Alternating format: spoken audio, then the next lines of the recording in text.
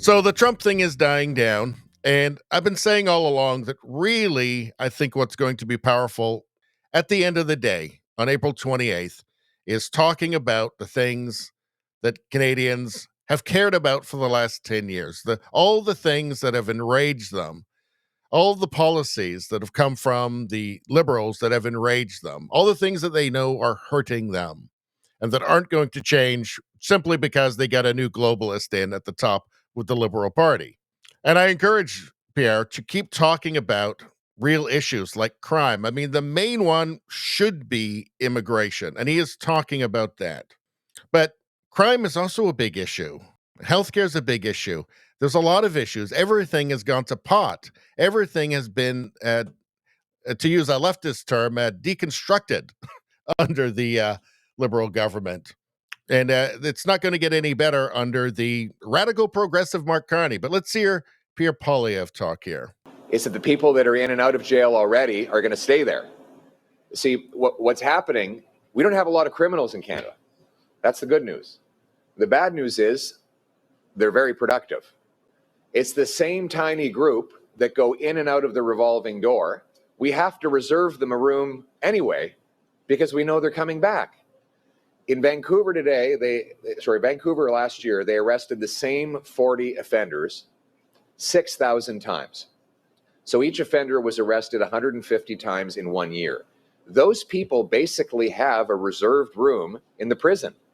It's just that they keep getting released to reoffend.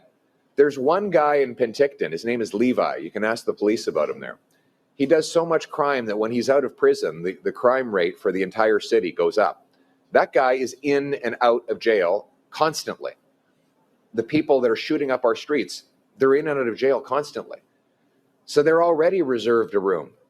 What I'm saying is get rid of the revolving door and replace it with an iron gate so that they don't get out. You know, when Prime Minister Harper was in office, we passed major crackdown on crime. And the Liberals said, you're going to have to build these mega prisons to accommodate all the criminals. You know what happened?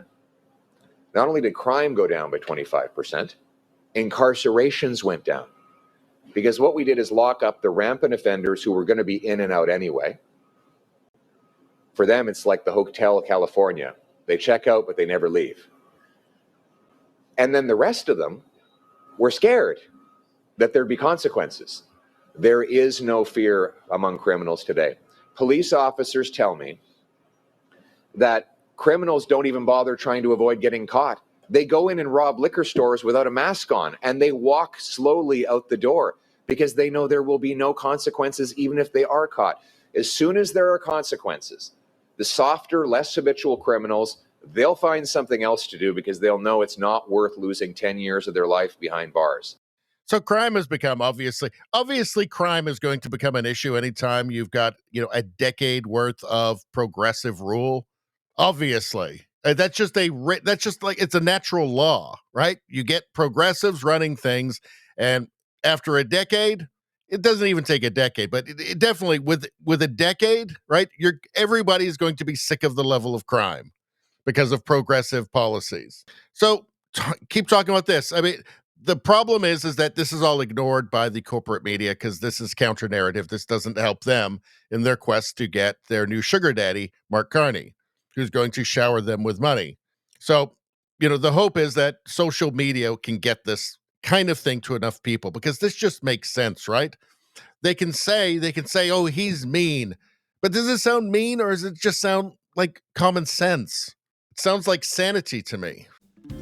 Anyway, that's all I'm going to say about that. Please like, share, and subscribe. Subscribing really helps me out. I thank you for that. I will see you next time.